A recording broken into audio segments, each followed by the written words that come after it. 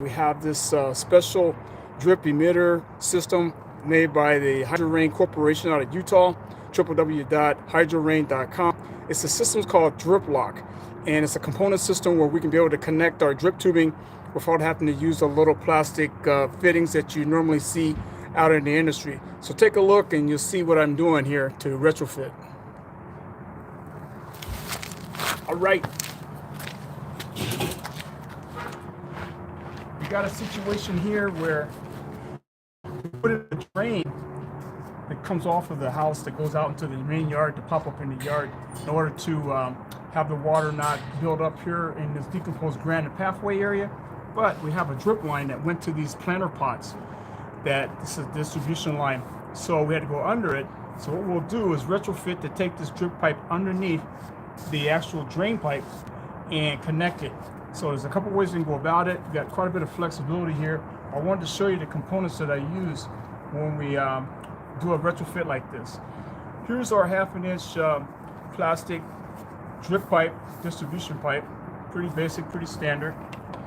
And here is the components that's going to work the magic. They're called DripLock, and they have inside of each one of these fittings, it has like these shark bite type of teeth, to whereas what happens is the teeth grab a hold of the pipe. It's in my previous videos with the blue lock, it has the same component system, irrigation system, but this is made exclusively for drip lines and drip piping. And so once it has a rubber gasket in there, and once it pressurizes up, it seals off on the pipe so it prevents any leaks. But the teeth inside hold the pipe so it doesn't fly off. But these are a couple couplers, 1/2 inch couplers that I'm going to use.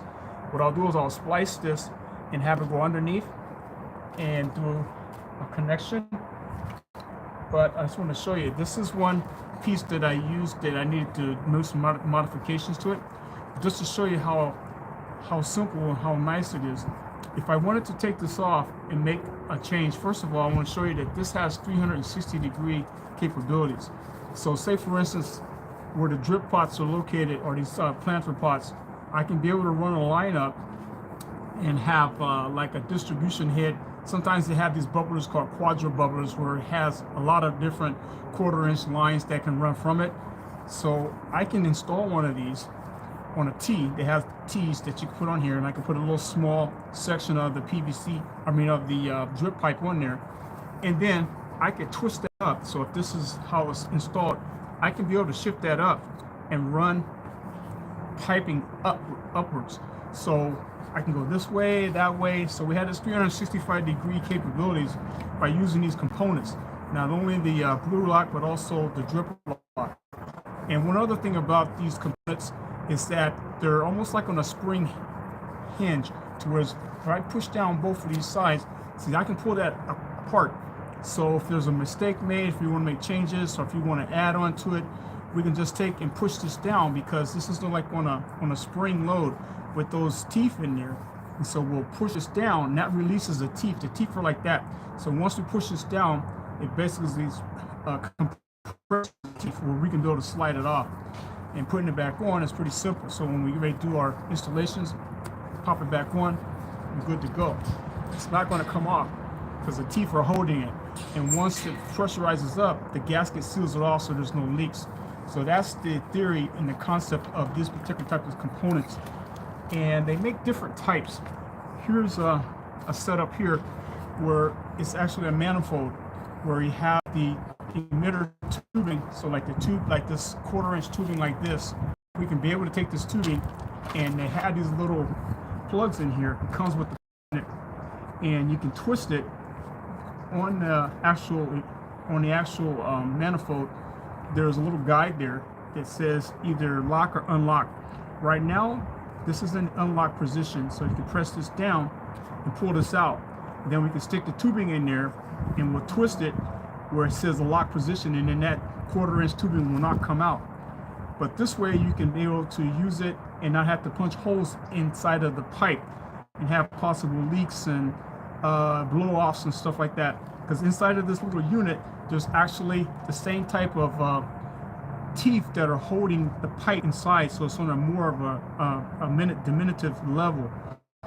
So we'll put that plug back in there, and say for instance you had pots that were on the ground and went up, say like on a balcony or something, you can actually put a chain of these on here. So just push it on like that. So if you have pots that are like on the porch area, you can be able to swing that down and run your tubing that way, or you can go this way, or if it's something up, you can run it up. So that flexibility with this particular type of component is so great to be able to use it. And let's see if I can get this off of here. There you go. So we can take it apart. So we can use this to make as many additions that we want along the way. And if you want to put it off, you'll be able to put in a coupler, and that way you can run the line.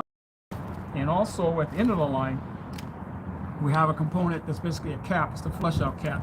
So it's a basic 1/2 inch cap with a screw on the end, and it has a gasket in here, regular like hose type gasket. So at the end of the run of your drip line, you can be able to put this on the end of the drip line and use this as your flush out tube or plug. All right, but there's different components that are made by Hydro-Rain. Here is a male adapter threaded. So if you wanted to use it on a piece of PVC, coming off of PVC, and you're running your drip tubing, you can utilize this. There's different components that have elbows, 90-degree elbows, like what you see right here. It's a 90.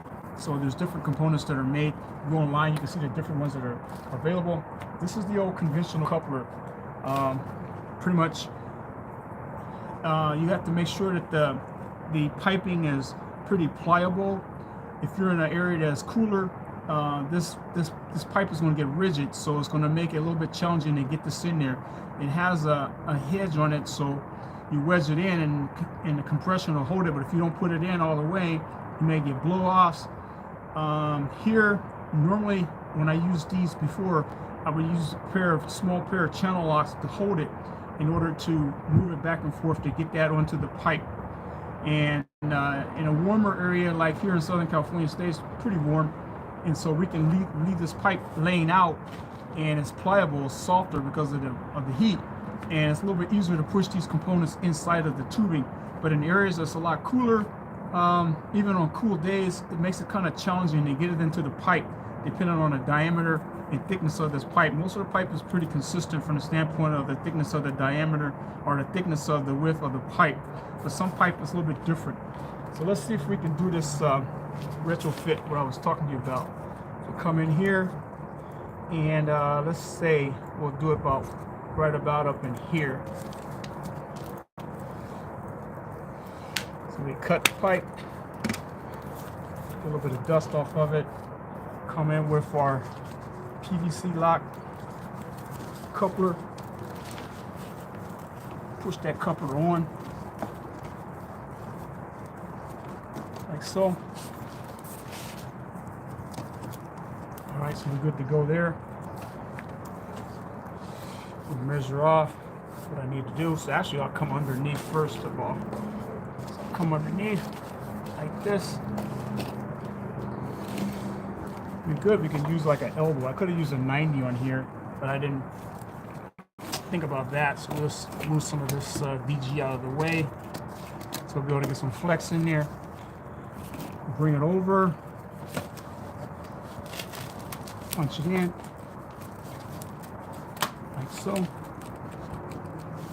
That connection is made, and now on this part here, I can be able to actually come in. I think what I'll do is use a 90. So I'll get a 90 and put it on this section here and elbow over, so that way we won't have to have too much of a crimp in it.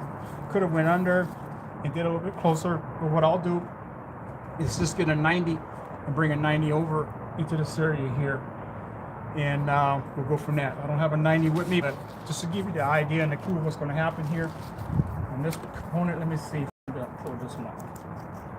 Might be able to take this one off. This is a solid unit on here. Let's see.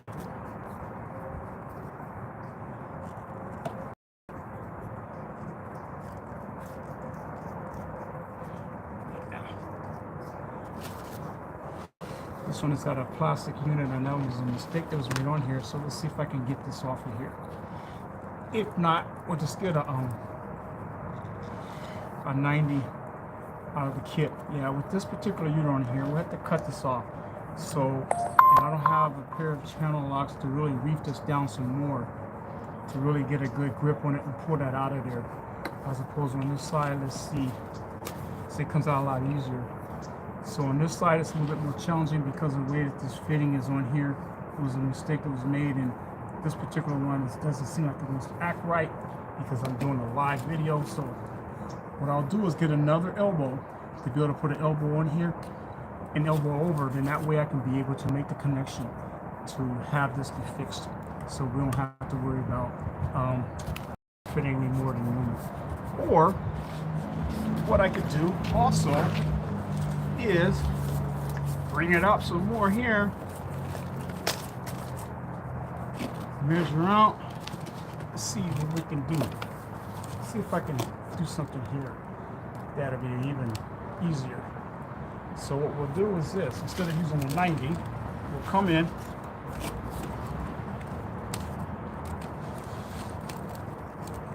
give it a little bit of flex in there, some slack, cut the pipe,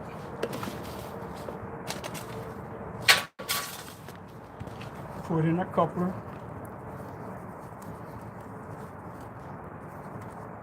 like so, measure out, we have some more.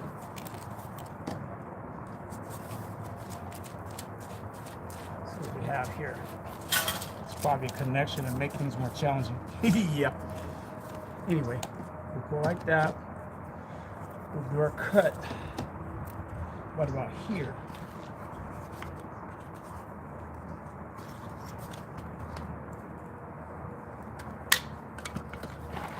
We'll do with our flex.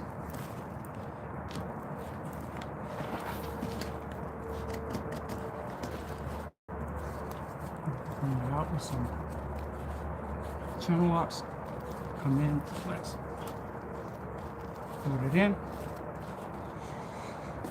I'll take my channel locks and open this up. Got a bit of tubing there. This part is open. So I have some channel locks, so I'll squeeze this to open that tubing up some because this is pretty stiff. But there's no crimps in here, there's no crimps in here. And we have our connection made. And there is, down in here, there's a fitting there. So it makes it a little bit more challenging. But when I use my channel locks, I'll come in with the channel locks. Just barely squeeze that and open that up so that way there's no crimps at all in there. And the other way we can do is take some more to DG down to make it more even and dig this out so that way, I think it's on a swing, so we can swing it down to take that last little crimp out of there. But I'll turn the water on and test it to make sure there's no leaks. But this is how we utilize this particular DripLock system. And I encourage you to go online and learn more about the HydroRain DripLock system. And hopefully you can be able to use it on your installations or if you got to make modifications. It's very simple, very easy to use, very practical. And I hope you're able to learn something and get some tips and ideas. Ed Wallace, Midwest Landscaping, www.uniquenvironments.com. Be sure to give me a thumbs up, please. Subscribe if you haven't already subscribed. Share it. Stay tuned and watch the magic.